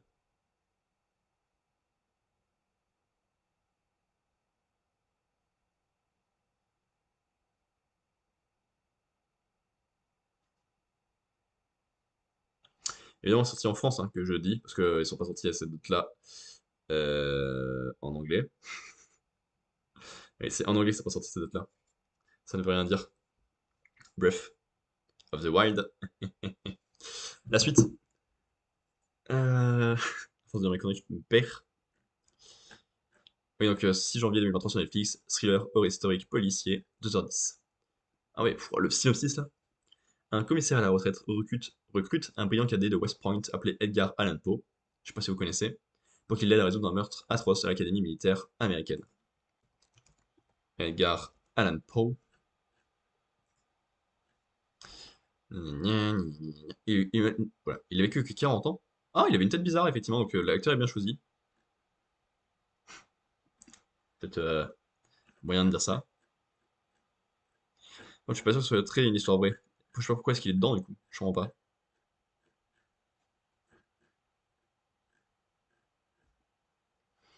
Attends. Bah non. Bah non, mon ref.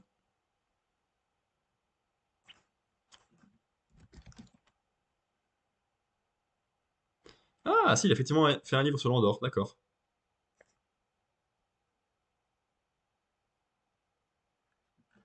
Ok, ok, bah ça me va. C'est un film états-unien, réalisé par Scott Cooper. Filmographie, un réalisateur. Ah, il en a fait lui. Crazy Earth, Les Brasiers de la colère, Strictly Criminal, Hostile et Affamé. J'avais vu Affamé, non? Ça me dit quelque chose.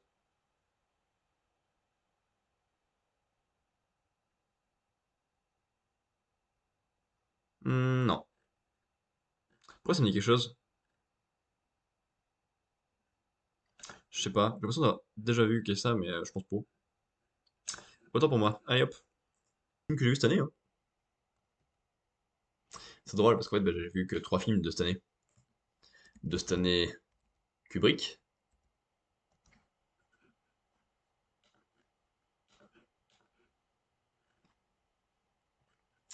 Ensuite, j'ai vu Incroyable mais vrai, sorti le 15 juin 2022 en salle, qui dure 1h14, qui est une comédie. Alain et Marie emménagent dans un pavillon, une trappe située dans la cave va bouleverser leur existence. Point. France-Belgique, film de Quentin Dupieux. Voilà, du coup on enchaîne avec la dernière fois. Long métrage. Toujours pas vu de non-film, ni steak, ni rubber, ni wrong, ni wrong cops, ni réalité. Mais j'ai vu Opus qui était rigolo, avec une fin très étrange. J'ai vu Le Dain qui était sympathique, avec une fin qui se satisfait.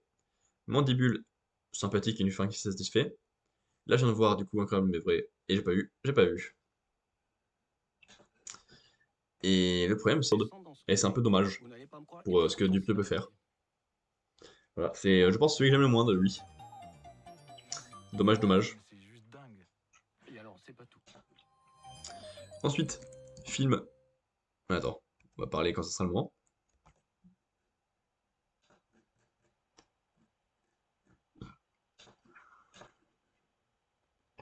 Dernier film du soir, film que j'ai vu ce matin même. Tout fout le camp. Sorti le 14 septembre 2022 en salle, 1h35, comédie de Sébastien Bedbeder. Dans une ville du nord de la France, Thomas, pigiste au journal local, doit faire le portrait d'Uzé, musicien atypique et ancien candidat à l'élection municipale. Tandis que les deux hommes apprennent à se connaître et découvrent le corps inanimé de Jojo, mais ce dernier ressuscite. France, et donc Sébastien Bedbeder qui a fait alors, du long métrage. Nuages en 2007, Les Nuits avec Théodore, Deux automnes, trois hivers, Le mari et le naufragé, Le voyage au Groenland, Ulysse et Mona, Debout sur la montagne. J'en ai vu aucun. Alors, je suis toujours en train de chercher le sens de ce film, le sens que j'ai regardé, mais ben, pourquoi pas. Là non plus, il n'y a pas grand chose de particulier niveau cinéma, mais j'aime beaucoup le fait que les personnages jouent pas forcément très bien, et c'est un peu le but, parce que c'est tous des losers. J'ai vu les commentaires à cause c'est des losers magnifiques, je suis pas sûr, je pense que c'est juste des losers losers, mais c'est ce qu'il faut et ça marche bien. Parce qu'en fait, ben, les quatre sont complètement ratés, les quatre ont des problèmes, parce qu'ils ont pas de vie, pas de réussite, ils ont quelques soucis. Et ce qui est perturbant, c'est qu'ils ont, comme je l'ai vu en commentaire, un peu le même principe que Swiss Army Man, parce que c'est littéralement un cadavre qui les aide plus que tout à retrouver leur côté humain et à se développer. T'as pas mal de scènes plutôt drôles, pas mal de scènes plutôt touchantes, évidemment.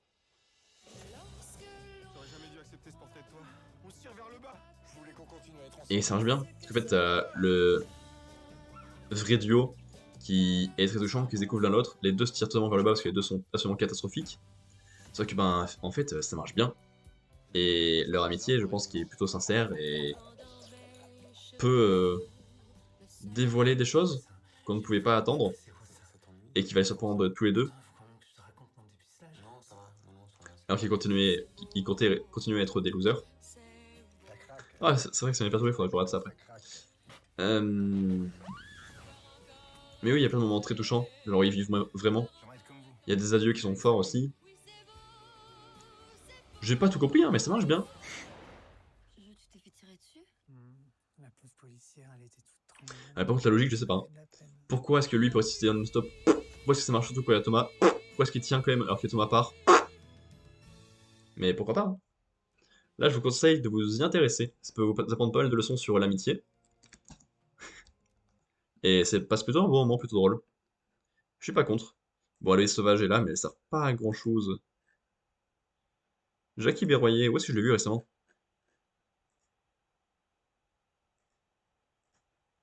Oula, oula!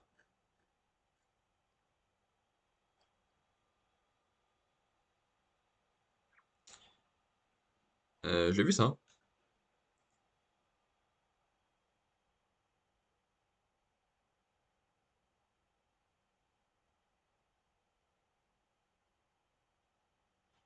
Hein. Non, c'est pas lui que j'ai vu. Adieu les cons, bien sûr, c'est là que je l'ai vu, je pense. Docteur Lint. Ah, c'est le docteur au début, bien sûr. Nanana.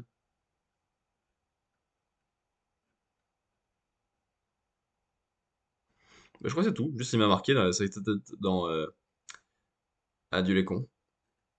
Ne, ne, ne, ne, ne, ne, ne, ne. Adieu les cons. Ok. Et ben enfin, dernier élément à critiquer et dont je dois parler. Et après, on est libre comme l'air, libre comme l'eau.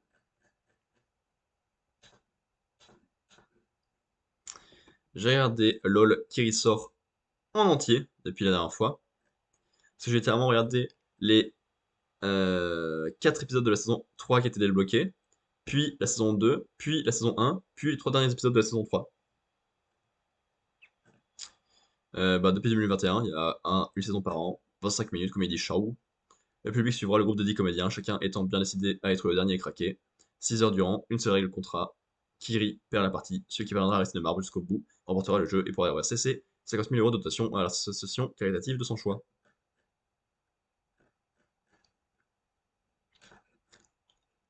Bah voilà, c'est tout. Alors du coup, j'ai regardé la saison 3 parce que je me suis fait avoir pour le casting. Parce que dedans, j'aime Virginie Fira, j'aime Jonathan Cohen, j'aime Pierre Ninet, j'aime Adèle Exarchopoulos, j'aime Paul Mirabel. Je suis pas contre Géraldine Nakache. On est en train de perdre Virginie là. Et après les autres, bah ça me parle moins. Mais très réussi aussi. Et ça m'a fait rire. Autant un peu le côté psychologique, donc comment tout le monde s'est réuni au début, quelles sont les techniques pour ne pas rire. J'ai essayé de jouer chez moi, à ne pas rire, voire même à ne pas sourire. C'était pas très dur, on va pas se le cacher. Parce qu'en fait, ben, c'est de l'humour qui fait rire quand t'es dedans, que tu vas vraiment pas rire, que tu sais que tu vas pas rire, tu vois, absolument. Là, ça te fait mourir de rire.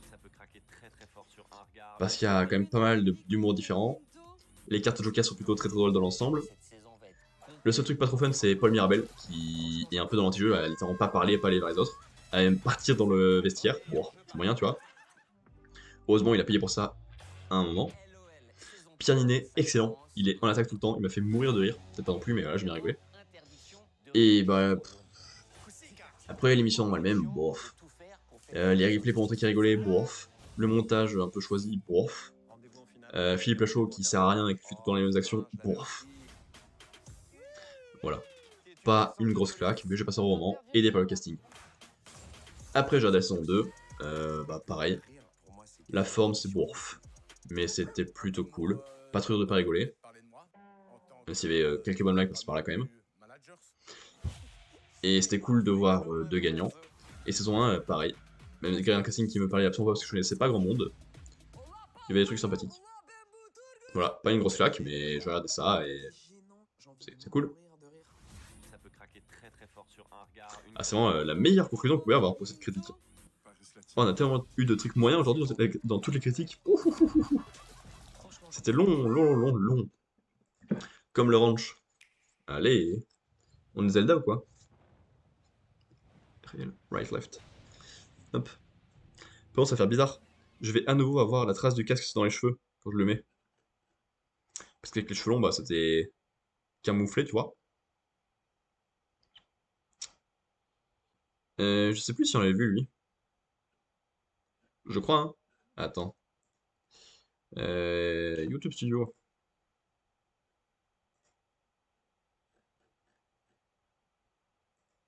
Alors, pas cette partie-là, parce qu'il y a littéralement rien dedans. Gogolito.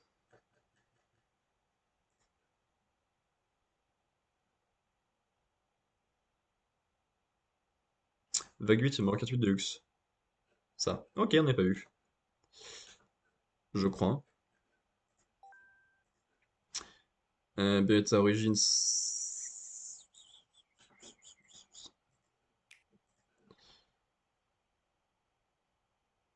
Est-ce qu'il y a un concert de JJ Keke et des Paradise Mix? Faut voir juste à quoi ça ressemble. MDR. Mario sur Switch, ouais, très bien. Kirby Dream Land 2 et plus original Nintendo Switch Online Super. De la musique de Kirby, allez. On prend pour le plaisir, on regarde tout et n'importe quoi.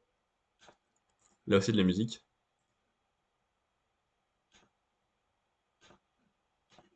Ça fait beaucoup de trucs, hein. Dont je pense beaucoup de trucs qui se répètent, mais écoute. Hop, qu'est-ce qu'il y a eu en février sur l'eShop? Metroid Prime Remastered. Pourquoi pas, maintenant que j'ai beaucoup aimé le dernier Metroid qu'il y a eu sur Switch, là, je sais même plus comment il s'appelle. Mais Metroid Prime, j'avais déjà acheté le remaster, enfin la trilogie sur Wii, et j'avais presque pas joué au 1, et c'est tout. Donc bon, bah, pas sûr que j'ai trouvé un intérêt. Kirby, bof. Octopath, bof. C'est l'inverse, Octopath, bof. Ah, un blanc.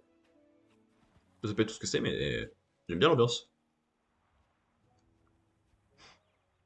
C'est pas très vendeur, mais c'est sympathique. Tales of, non merci, hein. Ça ira les Tales of.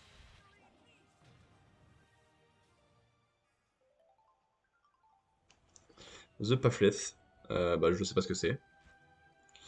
Et je suis pas happé par l'ambiance. Théâtrim, non merci, les jeux de rythme. Final Fantasy Barline.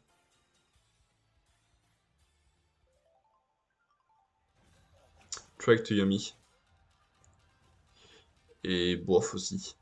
Et ben c'est pas un grand cru pour moi, ce mois de février. Mais bien tenté, hein. Bien tenté, bien tenté.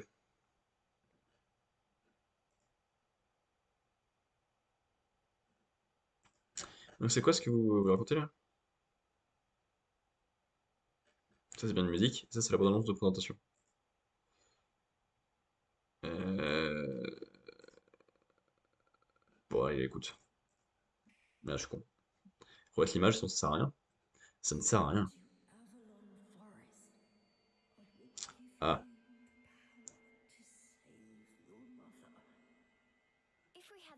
est-ce qu'il y a tout avec des sous-titres? Là aussi ou pas? Oui. Je sais pas. Et de toute façon, Bayonetta, j'y joue pas. Allez, ça dégage. Ah, la musique, c'était pour être cool par contre. Ah, je fais n'importe quoi. Je fais que des bêtises quand t'es pas là. Voilà, c'est bon, on va réussir à regarder un truc un moment. Tu vois, je sais quoi ça ressemble.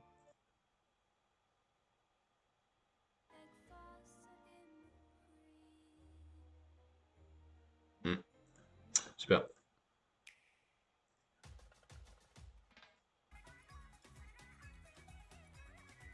Waouh! Quelle voix de poulpe elles ont. Là aussi, c'est de la musique du coup.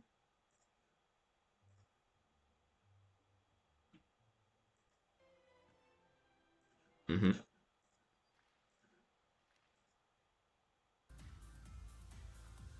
Toi, un Kiki qui mixe. Parce que c'est un super DJ.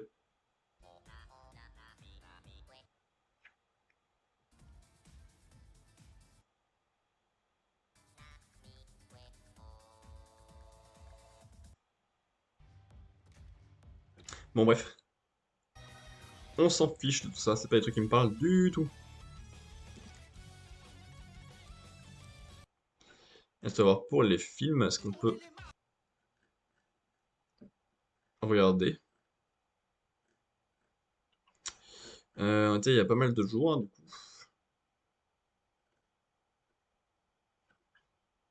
Je crois qu'on était par là.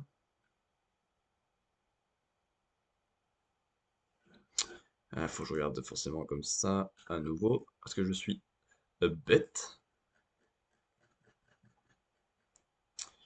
Je suis bête, je suis bête. Hop. Nanana. Bonne conduite. Dernier que j'ai regardé. Ça me dit pas grand chose parce que c'est littéralement là. Yard, gna gna, gna gna gna, gna gna gna. Ok. J'aime bien que c'est pas dans occupation, on peut regarder ça. Je me disais, ça vous dirait d'aller, je sais pas, d'aller prendre un verre. D'accord, un café. Là, tout de suite? Oui, là tout de suite. Je vais bien me tenir. Ah ouais, là on s'est pas s'attacher. S'appelle Sadie. Ouais, je sais que ça peut paraître un peu dingue, mais je crois que ça pourrait être la bonne. Mhm. Et donc, le propos du film? Elle est vraiment géniale. Vous verrez. Euh, c'est disponible où les films Apple originaux? Je parie qu'elle a même pas eu tes textos. Sur Apple TV? Beaucoup pour son travail. Va la rejoindre. Je vais à Londres. Et donc c'est un film sur Apple TV, il va juste chercher son amoureuse à Londres. Romantique. C'est formidable, mon petit monsieur. 8000 kilomètres pour faire la surprise à une demoiselle que vous n'avez vue qu'une seule fois. Surtout si c'est elle qui vous a ghosté. Elle m'a pas ghosté, elle a pas encore pris son forfait pour les appels internationaux. Ah, d'accord. Mhm. Ah ouais? Qu'est-ce que ça fout là? Cette histoire d'amour? Oh non, vous faites erreur sur la personne. Je suis maraîcher. Faites pas ça.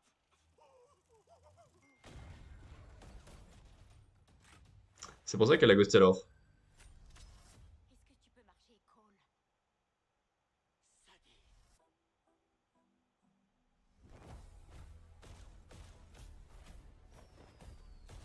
Et toi, t'es qui? C'est Ya. J'ai rien compris. Ils arrêtaient pas de me parler du taxman. Ils t'ont parlé du taxman? Ils croient que je suis le taxman. C'est toi le taxman. Oh, c'est pas vrai. Oh, c'est pas vrai.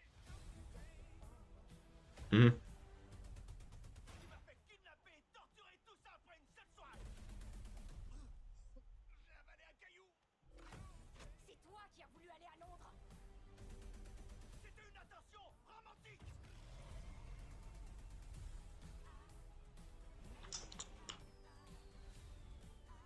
Faites passer la photo à tous les chasseurs de primes sur ce continent. 1 million Ah! pour la trouver. C'est génial d'avoir ce méchant là. Ça me dépasse autant. Comment il s'appelle? Comment il s'appelle? Comment il s'appelle? C'est le méchant qui joue Luca dans la saison Vous n'avez jamais 4 su qu'il pouvait de Peaky Blinders pour compromettre votre et qui joue le méchant dans The Grand Budapest Hotel. Alors t'es qui?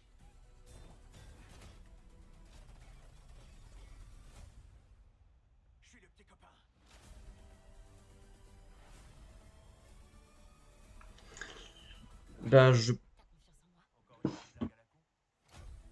je pense que ça aurait été plus drôle et plus surprenant de juste vendre ça comme un film d'amour et de laisser toute la partie bataille. Bon, après, les gens qui viennent pour un film d'amour, ils sont trop surpris, ils sont en mode, oh, ce que je veux pas voir ça. Ok, peut-être. Ghosted, c'est pour ça que je trouvais pas, je suis bête. Bête, bête, bête. Mais bon, ça a pas l'air très très bien non plus. Adrian Brody, bien sûr. Ouais, ouais, ouais, ouais. Bon, pas une grosse claque non plus, hein. J'avais lu les déceptions des destruisent la ville, mais en fait, c'est pas les déceptions qui font ça. C'est les Decepticons. in this house. Mhm.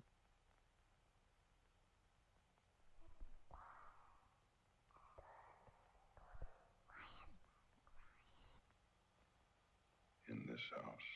Eh, c'est le téléphone de Toy Story. Ça fait pas peur, ça. In this house.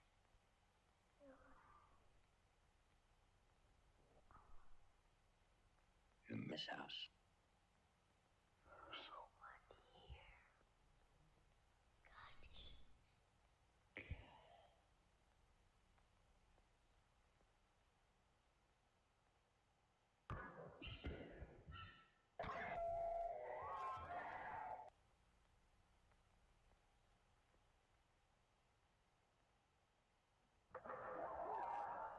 Mhm.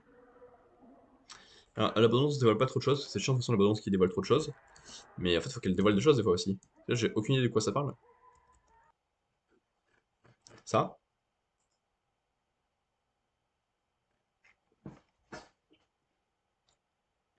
D'accord. Ben, je sais pas. Ça me parle pas. Decepticons on s'en fout. Nouvelle bande-annonce de Donjons et Dragons on s'en fout. Bande-annonce finale de Scream 6 on s'en fout. Silo. Bah je sais pas ce que c'est, allez. Viens là, Rebecca Ferguson. Ah, Apple TV aussi. Ah, laissez-moi tranquille.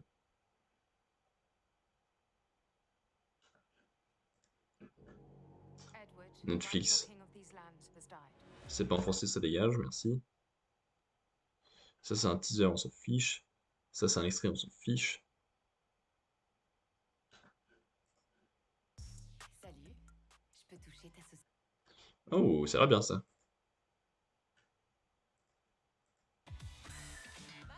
On est très inquiet pour notre fils. Vous devrez apprendre à le connaître, pas juste sortir avec lui. Mais aussi sortir avec lui et aller plus loin. J'irai carrément loin. Il est bénévole dans un refuge. T'en es où avec ton petit jeune? On sort ce soir. Il va prendre un... Pour l'instant, ce gamin est imbaisable. Il est sûrement stressé. Décoince-le.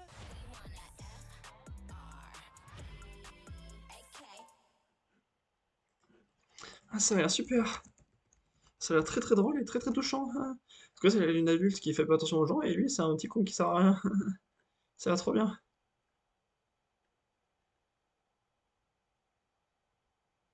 Ouais, bah ok, c'est ce que j'avais imaginé avec la bande-annonce. Super. The Night Agent sur Netflix. J'ai Netflix, je pourrais regarder ça. Il est bien convaincu par ce que je vois, hein, c'est impressionnant.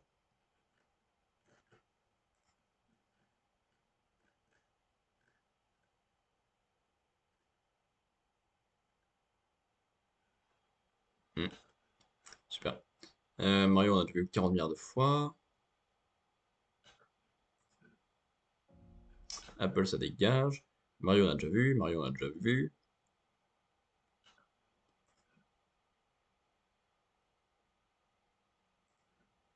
C'est un film et c'est pas sur une plateforme que je n'ai pas. Et ben on regarde.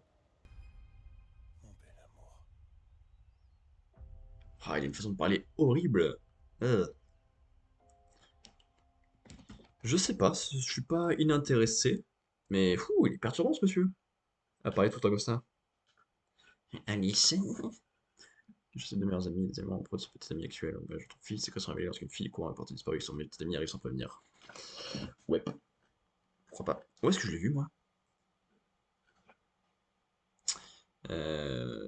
Carrière, filmographie bien sûr, cinéma. Passager, Troll, Noël, Demi, Pitch Perfect, The World, Ranked.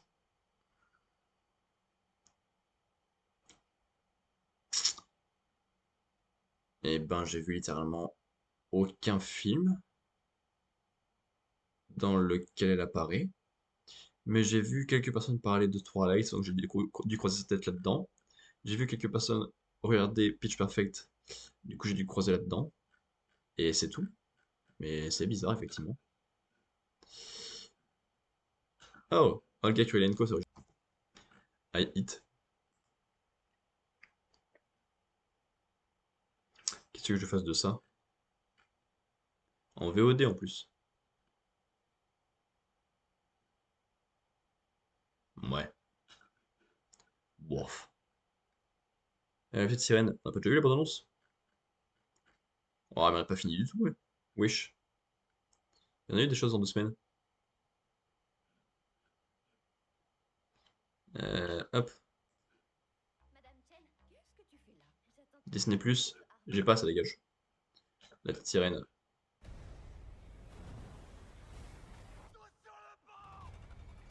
Qui est sorti pendant les Oscars, je crois.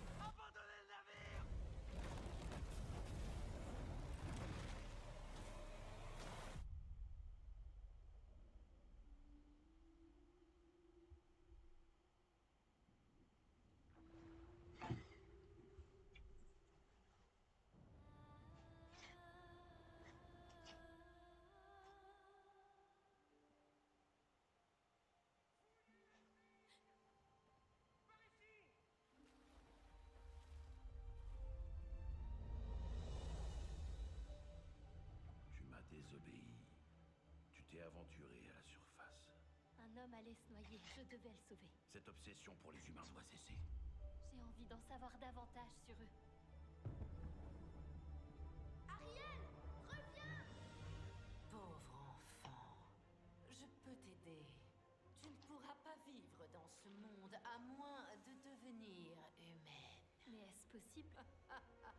Je ne vis que pour ça. Que pour que elle devienne humaine.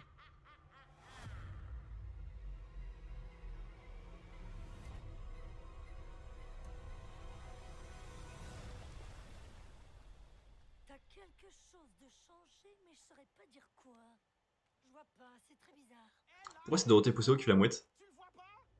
Je ne sais pas pourquoi je t'aime, mais je suis prête à t'aimer quand même. Prince de la chance, la vie commence pour toi et moi. C'est un humain. Il n'est pas de notre monde. Mais est-ce un ennemi pour autant?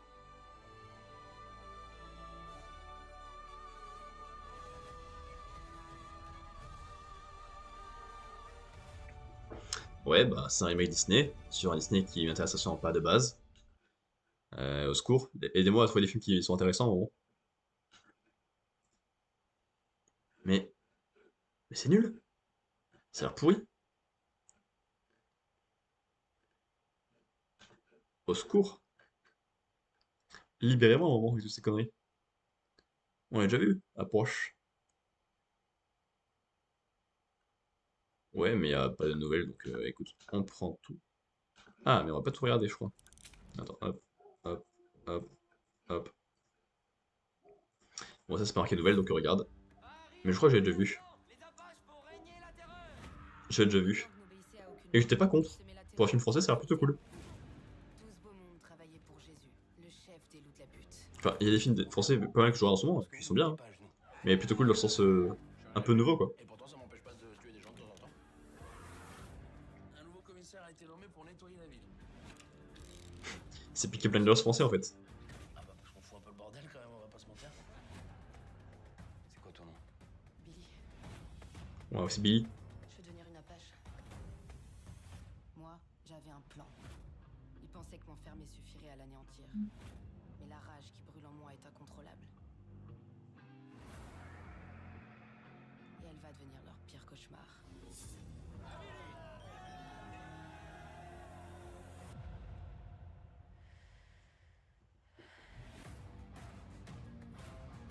Mais méfie-toi, ma belle. Jésus, on se brûle les ailes si on l'approche de trop près.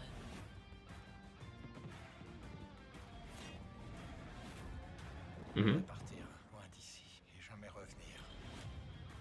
Je vous connais, non? Je le connais. T'as l'air d'avoir du cœur. Et du mordant.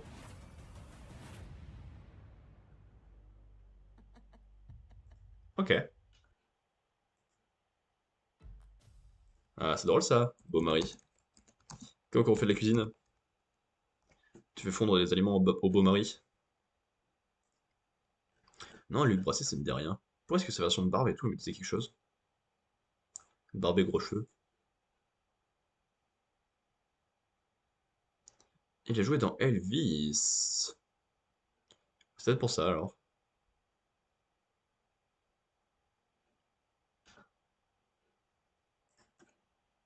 Et Suzume, on a déjà vu. C'est une nouvelle bande-annonce. Ok, ok, on avance. Ouh. Ça, c'est un extrait, on s'en fout. Ça, je vais pouvoir regarder. Ça, je prends. Et ça, je peux regarder aussi, super. C'est long, on a des trucs à regarder. Ça, c'est un extrait, donc on s'en fiche. Ça, je peux regarder. Ça, je peux regarder. Et ça, je peux regarder, je pense aussi.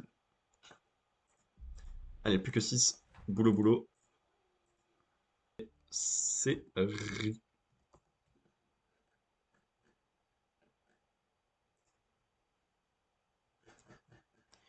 flash incident survenu sur la route ne cesse de s'immiscer dans l'esprit des deux personnes et de consumer peu à peu toutes leurs pensées et actions. Ah. Ouais, c'est un peu vague. Ok. J'aime bien. J'ai l'impression que c'est des trucs que j'ai un peu déjà vu avec d'autres. À un nouveau DreamWorks. Le début m'a laissé très très sceptique, mais au final, non. Je sais pas. C'est compliqué.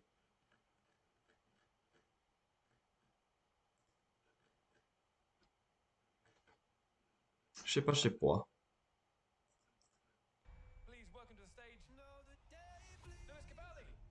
Donc, c'est pas français, merci à tous. Hein. Et Prime, j'ai aussi, donc je vais pouvoir regarder. Ah. Vas-y, c'est bon, dans VF. Déjà, au final.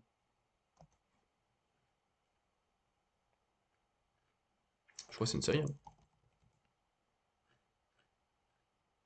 C'est une série.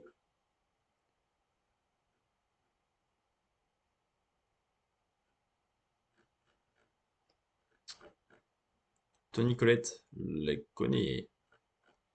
Je la connais. Euh... c'est rigolo que tu sois dans celui-là aussi.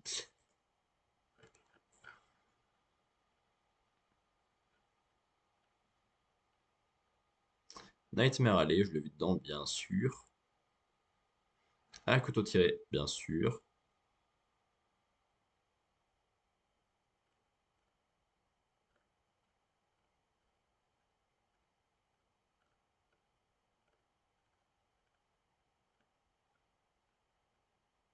Et voilà. Hein. Mais j'avais bien déjà vu. Déjà vu. C'était terrible cette partie hein, du live. Parce que niveau critique, tout était hyper moyen. Il y a quand même 2-3 trucs très bons et 2-3 trucs très mauvais, mais dans l'ensemble, ça donne beaucoup de moyens. Hein, dans l'ensemble, on va pas se le cacher. Et par contre, pour le React, il y a un film. Je me suis dit, oh, ça peut être intéressant. Seulement. C'est donc très peu. C'est donc très peu. Là, je suis en train de regarder s'il y a des trucs intéressants en React sur YouTube, mais je crois pas. Hein.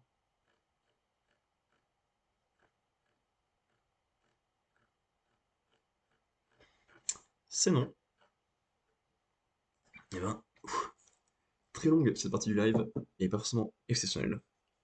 Mais là, on est parti pour 5 minutes de pause. On se retrouve à minuit 5, du coup, à peu près, on verra. Pour jouer à Wario Master of Disguise. YouTube, on se dit bah, demain pour ça. Et Twitch, dans 5 minutes.